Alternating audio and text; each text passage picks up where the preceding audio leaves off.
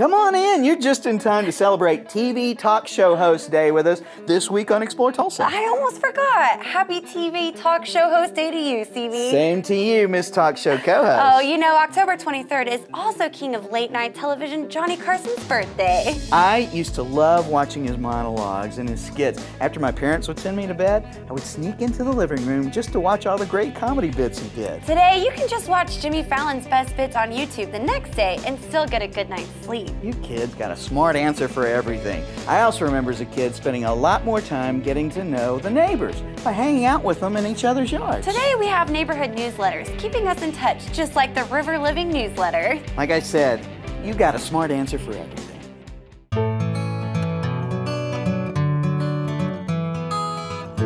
I work with Into Publishing.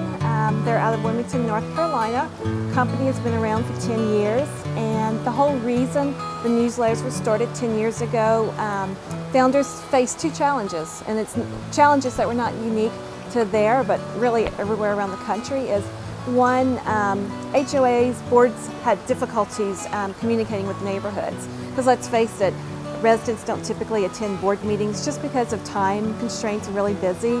And second reason is neighbors just don't know their neighbors like they used to. Gone are the days of the front porches where neighbors hung outside, visited with their neighbors for hours and hours, and today people just don't know their neighbors. So that was another challenge.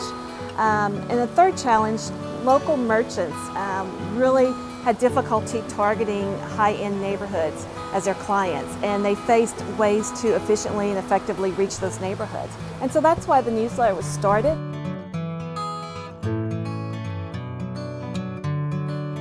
What's really unique about our neighborhood newsletters is all of the content comes from our residents. Residents will feature their kids, their families, their pets, favorite recipes. When they take vacations, they'll submit pictures of that. In addition to that, we host monthly social events. And that's just ways to connect residents with their neighbors. And it's really neat. I've been a part of this. At local events, I will introduce residents to each other and come to find out there may be two houses apart from each other and didn't know that. And so that's really a neat avenue to connect the residents with their neighbors. Secondly, at our social events, we will invite our merchants to basically come break bread over dinner and get to know our residents on a personal level, because we find that a lot of the local merchants, again, have difficulties. It's challenging to meet these residents.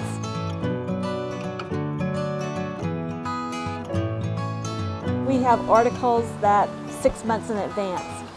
For instance, we have a Precious Pets segment where residents will nominate their pet and we will feature their pets. And we have a 6-month wait list in some of our neighborhoods because they love their pets.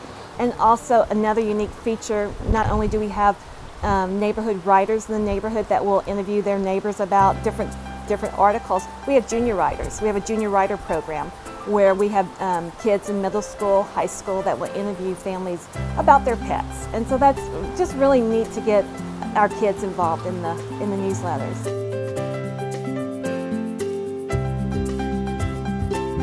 We had an event a couple of weeks ago where a new family, pretty much empty nesters, moved into Wind River here, and the wife had difficulty connecting with the residents because most of the residents on her street had younger kids. And she says, nothing against younger kids, I love kids, but she was having difficulty connecting with older ladies in the neighborhood. Well, as she's telling me this story, there's someone behind me who said, oh, you need to come to Bunko next week. We have a wide variety of different ladies from different age brackets that come. And so at the end of the event, they were exchanging phone numbers, and as far as I know, she did make that Bunko.